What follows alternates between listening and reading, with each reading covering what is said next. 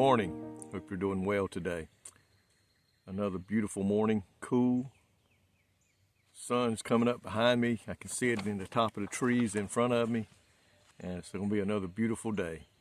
And I'm so thankful today for God's mercy, His grace, and His many, many blessings that He's given to me and my family. And I pray that you are too. I pray that we're looking forward to a good day in the Lord. And as I always say, that we may talk to somebody today and testify of God's goodness to us and what He has in store for them if they would just surrender their lives to Him. I say it many times, and I've heard a lot of preachers say it lately. Folks, we're living in the last days.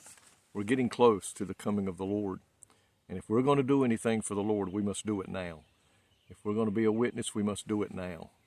So let's don't hesitate or let anything get in the way of us sharing salvation's plan with somebody today. I want to look at John chapter 1, verse 23 this morning. It's talking about John the Baptist. It says, "He said, I am the voice of one crying in the wilderness. Make straight the way of the Lord, as says the prophet Isaiah."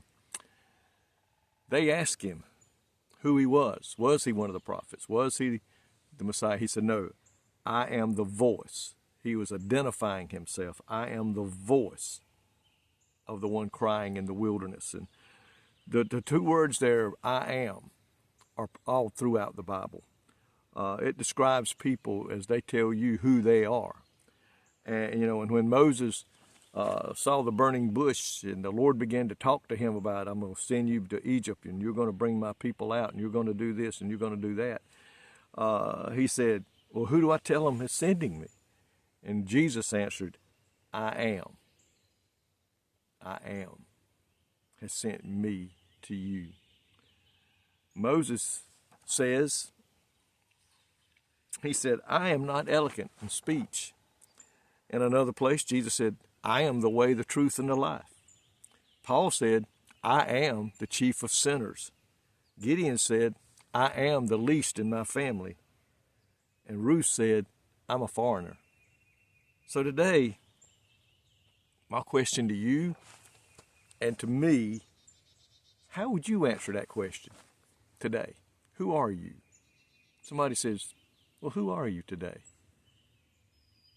Are you going to answer, I am a child of God, to describe yourself? Or are you going to say, I am a carpenter, I am this and that? And nothing's wrong in those other things. But today, would you identify yourself first and foremost as being, I am a child of God?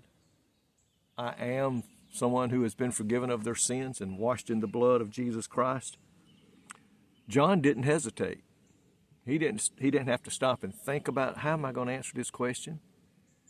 I think in a way, John already had the answer. He was just wanting somebody to ask the question. And I think that's the way we need to be this morning. When we're out in the world doing our daily jobs, our daily tasks, or whatever the case may be, we should be so excited about being a child of God that we're saying, somebody ask me, so I can tell you who I am. I am a child of God. He didn't hesitate. John knew who he was. John knew what he had been called to do. He said, I make way the straight. I'm coming to open up the path for Jesus Christ and let you know He's coming. He was satisfied in what he was. He knew, he said, I must decrease so He can increase. John knew he was only going to be there for a while. He had one job to do in his short time here on earth, and that was to be the one to open up the way for Jesus Christ.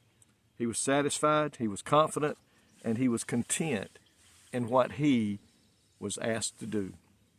Today, and I've said this before, God has a purpose for each and every one of us today.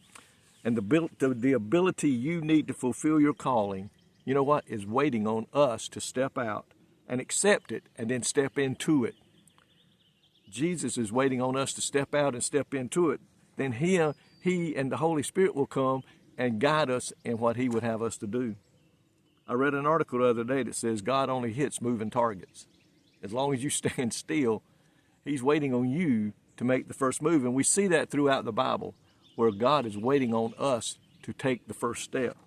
This means that God requires action, obedience, and steps of faith. And God waits to see movement in us before he will begin to direct us in the way to go.